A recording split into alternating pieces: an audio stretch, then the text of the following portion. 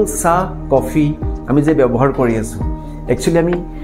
right টাইমত right product ব্যৱহাৰ কৰি আছো নে Indian institute of medical research যেটো সংস্থা আছে তেওঁলোকে কৈছে যে আমি যদি চাহ কফি যদি বিনা মতলবত আফটার মিল বা বিফোর মিল যদি আমি সেৱন কৰো তেনেহলে আমাৰ শৰীৰত নানানটা মেজৰ প্ৰবলেম আহিব পাৰে কিয় আহিব পাৰে কাৰণ আমি যে কফি খাওঁ এক কাপ কফিত 80 to 120 মিলিগ্ৰাম অফ কেফেইন থাকে আৰু যিবিলাক ইনষ্টেন্ট কফি মেচিনত দিয়া কফি তাতে আপোনাৰ অলমোস্ট 50 to 65 মিলিগ্ৰাম অফ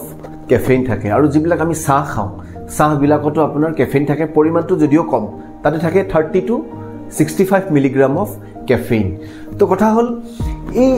যেটো কেফেইন ইয়াৰ বহুত কিছুমান নেগেটিভ ইম্প্যাক্ট আমাৰ শৰীৰৰ ক্ষেত্ৰত হয় আৰু তাতকৈ ডাঙৰ কথাটো এটোই যদি আমি চাহ বা কফি যদি আমি আফটাৰ মিল খাওঁ তেনেহলে কি হয় আমাৰ যেটো আইৰণৰ যেটো এবজৰ্পচন আমাৰ যিবিলাক ইন্টেষ্টাইন আছে যিবিলাক আমাৰ নাৰী আছে পেটৰ ভিতৰত সেই নাৰীবিলাকত ইন্টেষ্টাইন বিলাকত যেটো আমাৰ আইৰণৰ যেটো এবজৰ্পচন সেই এবজৰ্পচনত কিছুমান ব্যাঘাত জন্মে এবজৰ্পচন হোৱাত বাধা হয় যেটো কাৰণত আমাৰ চাহ কফি স্পেশালি আফটাৰ মিল আফটাৰ লাঞ্চ আফটাৰ ডিনাৰ আমি সেৱন কৰাটো একেবাৰে ভাল কথা নহয় চাহ আৰু কফিত স্পেশালি তাতে ট্যানিন বুলি এটা বস্তু থাকে সেই ট্যানিনে কি কৰে আমাৰ আইৰণৰ যেটো এবজৰ্পচন সেই এবজৰ্পচনত বাধা জন্মায় আৰু সেই ট্যানিনৰ কাৰণে আমাৰ যদি আমি খানা খোৱাৰ পিছত যদি চাহ বা কফি খাওঁ বা খানা খোৱাৰ 1 ঘণ্টা আগত যদি চাহ বা কফি খাওঁ সেই এবজৰ্পচনটোত আমাৰ বাধা জন্মে আৰু সেই বাধাৰ কাৰণে কি হয় আমাৰ বডিত আইৰণৰ ডেফিচিয়েন্সি হোৱাৰ যেটো সম্ভাৱনা হেতু বহুখিনি বাঢ়ি যায় আৰু এই যদি বাধা যেটো হয় আমাৰ যদি এনেকৈ যদি আমাৰ বডিত যদি আইৰণৰ যদি এবজৰ্পচন কমি গৈ থাকে কি হ'ব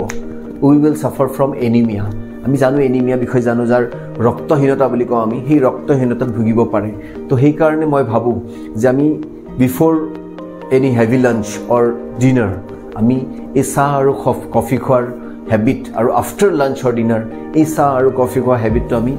ইমিডিয়েটলি বন্ধ কৰিব লাগে আৰু আমি এটা ভাল যেটো জীবন আমাৰ জীবন যাপন কৰিব লাগে নো ডাউট চাহ কফি আমি খাওঁ কিন্তু after 1 hour of hour heavy meal or before 1 hour of heavy meal বা আমি কেতিয়াবা মৰ্নিং বা ইভিনিংত আমি ব্যৱহাৰ বা আমি সেৱন কৰিব পাৰো মই ভাবো আজি এই ভিডিওটো আপোনালোকে চাই খুব ভাল পালে যদি ভিডিওটো চাই ভাল লাগিছে আপোনালোকে লাইক কৰিব শেয়াৰ কৰিব আৰু মোৰ চেনেলটো আপোনালোকে যদি আজিও সাবস্ক্ৰাইব কৰা নাই সাবস্ক্ৰাইব কৰিব থ্যাংক ইউ ভেৰি মাচ